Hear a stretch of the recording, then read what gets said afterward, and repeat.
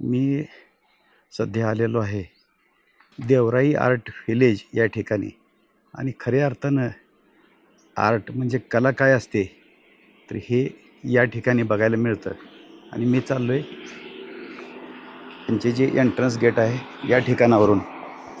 आणि आम्ही art gallery बघून आलो आहे. मी खालच्या बाजूला जाऊन त्यांचं वर्कशॉपही बघून आलो आहे. तर आर्ट गॅलरीविषयी तुला काय वाटते? वस्तू खूपच सुंदर आहेत. हां डिझाईन पण छान छान आहे. देवाच्या मूर्त्या पण अगदी मस्त आहेत, हां. पण कॉस्टली वाटतात. आता अर्थातच कलाकुसर फार चांगली आहे, त्यामुळं किमती आहेत. पण त्याच्या पाठीमागच्या कलेला किती त्रास घ्यावा लागतो हे खाली जाऊन मी वर्कशॉपमध्ये जाऊन बघून आलो आहे. तर त्यामुळं त्याची किंमत त्या मानानं फारशी असं मला म्हणता येणार नाही. कारण त्याच्या पाठीमागं डिस्काउंट तर दिला पाहिजे ना त्यामागे. आता ते त्यांचा प्रश्न आहे. काहीच नाही ना. आपण आज जाऊन त्यांना भेटून येतोय, चर्चा करून येतोय. तुला यायचं असेल तर आज चल. तर आज जात असताना मला हे जे आहे इथलं टायमिंगसुद्धा आहे 10:30 ते 5:30 असं वेळ आहे. आणि मी आतल्या बाजूला आर्ट गॅलरीमध्ये चाललेलो आहे. तर त्यांच्या अगोदर परवानगी घेतलेली आहे. इथं व्हिडिओ करता येतोय अशी माहिती मिळाल्यानंतरच आपण आतल्या बाजूला चाललेलो आहे.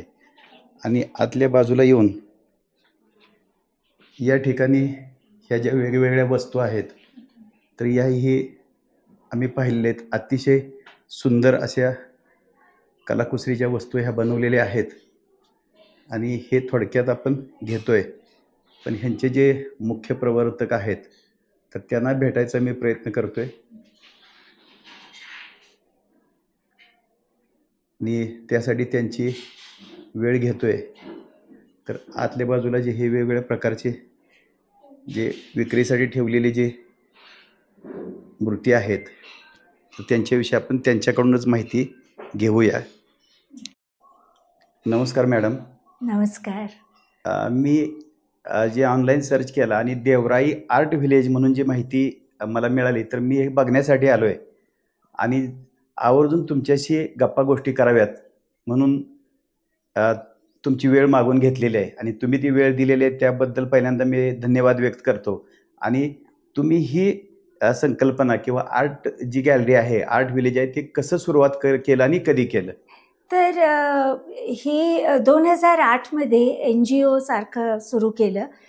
पण आम्ही मुंबईहून आलेलं आता 27-28 वर्ष झाले.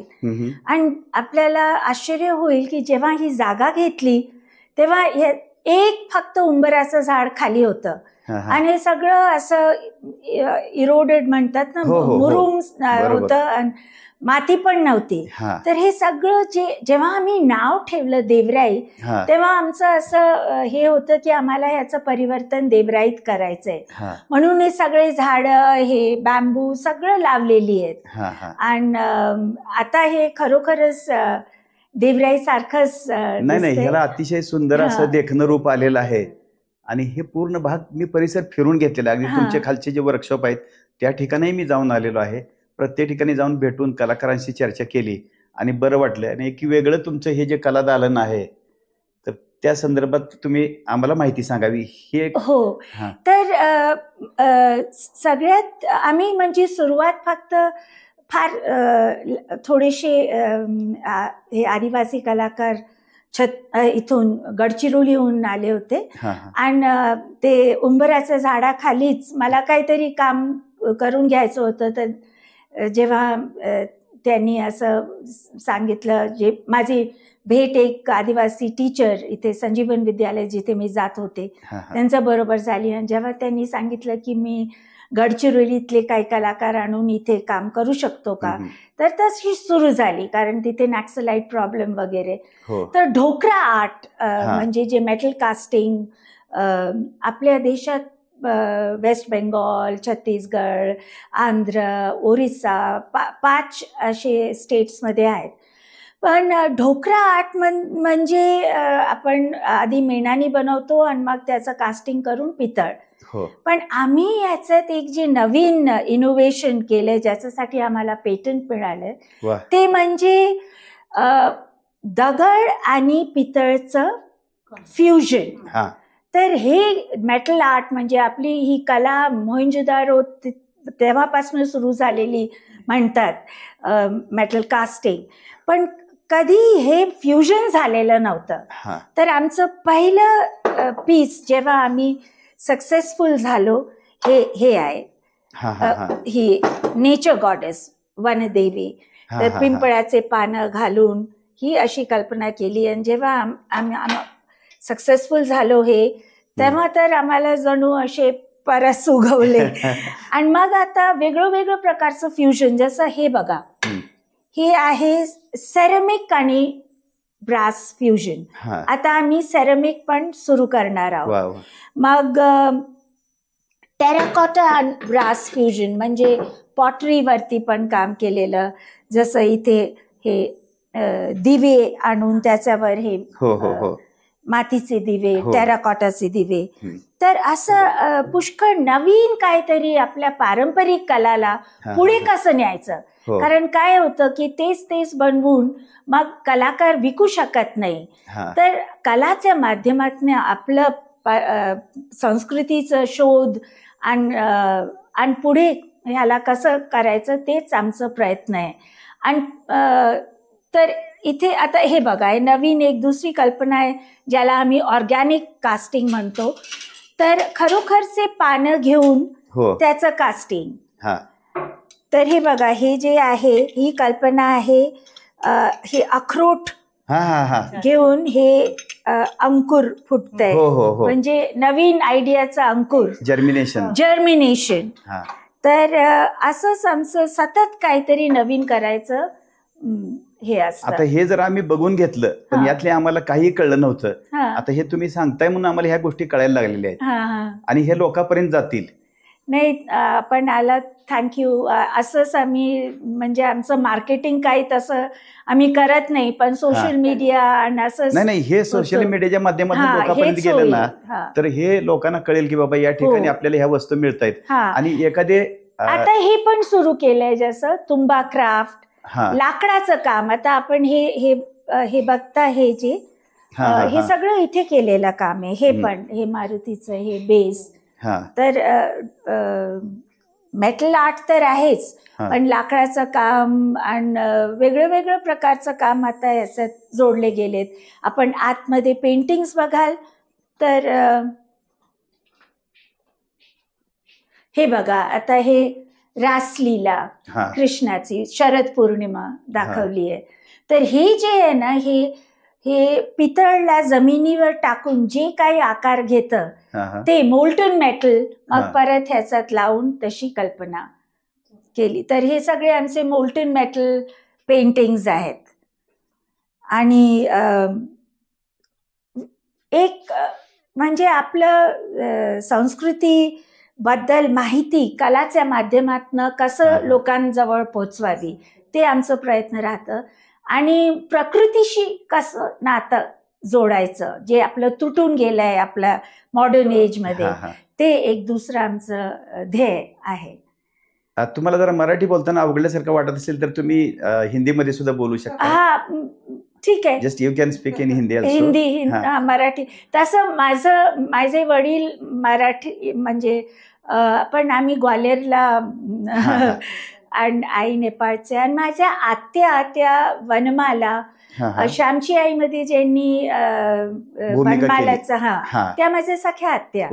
आणि तर म्हणजे आहे कलाप्रती आवड आणि हे सगळं त्यांच्याकडूनच मला लहानपणी. या ठिकाणी काय यांचं काम चालू आहे? हे आता आम्ही फॅब्रिकचं पण काम करतो. तर जसं गेम्स हे थोडं दाखव ना. हे जसं हे बोर्ड गेम्स पण बनवायला सुरू केलंय. अभी ये स्नेक्स अँड लॅडर्स जे आपण बोलते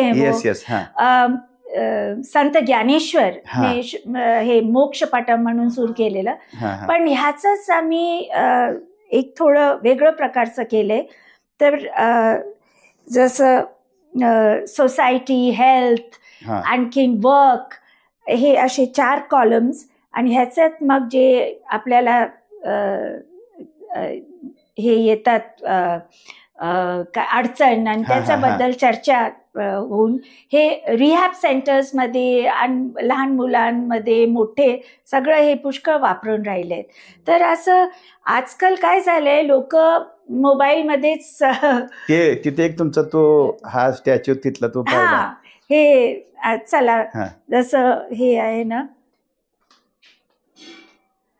आपण आपल्या मोबाईलच्या पिंजऱ्यात आपलं आणि जीवन जाऊन राहिलंय.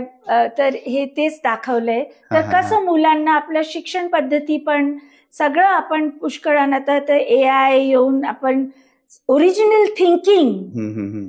और क्रिएटिव थिंकिंग कैसे, तो वो कला के माध्यम से करने का प्रयास है. अच्छी बात है, बहुत अच्छी बात है.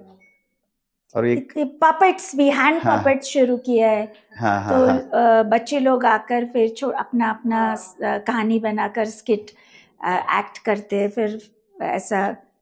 और पपेट्स के कैरेक्टर जैसे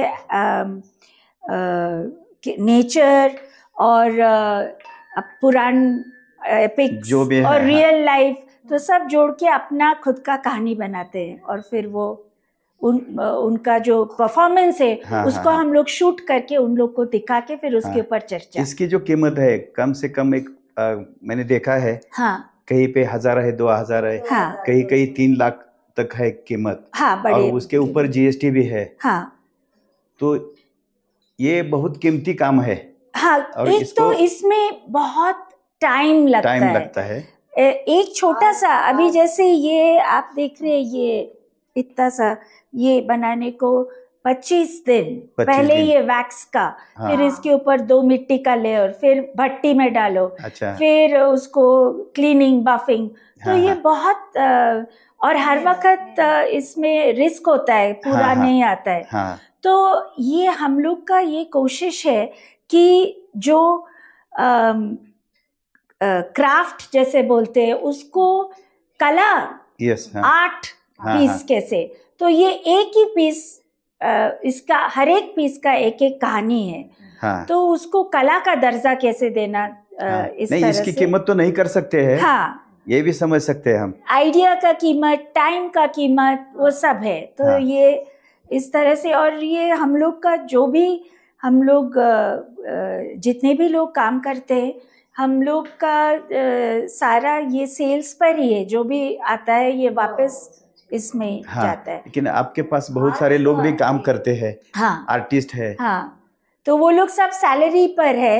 हाँ, हाँ. और कलाकार को एक ऐसा फोरम स्पेस मिला है जहाँ पर वो अपना क्रिएटिव काम भी कर सके और थोड़ा सा अर्निंग भी हो सकता है अर्निंग. उनकी. हाँ. अर्निंग नहीं तो कलाकार को अर्निंग का बहुत बड़ा समस्या है. हाँ, ये चाहे वो फिर बड़ा मेन स्ट्रीम का कलाकार हो या पारंपरिक कारीगर हो, हाँ, हाँ, हाँ. अर्निंग जब तक नहीं मिले वो कला कैसे वो कर सकता है.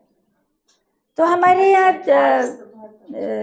JJ स्कूल ऑफ आर्ट्स और बड़े इंस्टीट्यूट से भी कलाकार है, हाँ, और हाँ. पारंपरिक कारीगर भी, दोनों हाँ. मिलकर. 1-2 लोगों से मैं मिला भी, नीचे हाँ. से आके वर्कशॉप में जाके आया मैं, हाँ, तो उधर भी उनसे बात हो गई, तो एक बहुत अच्छा लगा.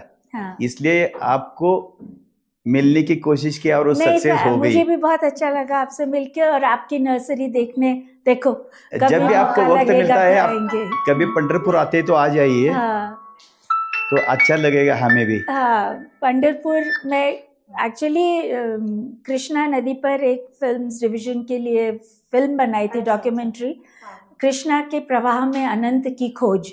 अच्छा. तो हाँ. तब मैंने खाली कृष्णा नदी नहीं, वो भीमा और वो जो जुड़ती है कृष्णा हाँ, से. हाँ, हाँ, तो हाँ, मैं हाँ. पंढरपुर भी गई थी. और उस जब ये अपना पंढरपुर का वो विठ्ठल मंदिर. विठ्ठल मंदिर नहीं, उस जब वो होता है ना, संगम. वारकरी लोग जाते पंढरपुर यात्रा के टाइम हाँ, पे, हाँ, हाँ. आषाढ़ी एकादशी. हाँ, हाँ. तो आषाढ़ी एकादशी के दिन ही पंढरपुर मूर्ति के सामने मुझे सौभाग्य मिला वाह वाह, बहुत अच्छी शूटिंग बात है. करने का. हाँ, हाँ, तो हाँ. पंढरपुर तो नहीं, जब पंढरपुर आ जाते हैं आप, तब कभी भी आ जाइए. हाँ अगर जरूर. नर्सरी भी देखना है तो आप आ सकते हैं. हाँ, आपका मैं नंबर दे दूंगा details आपको. भी, हाँ. या नहीं, आपसे मिलकर बहुत अच्छा लगा. Okay, thank you, thank you. धन्यवाद.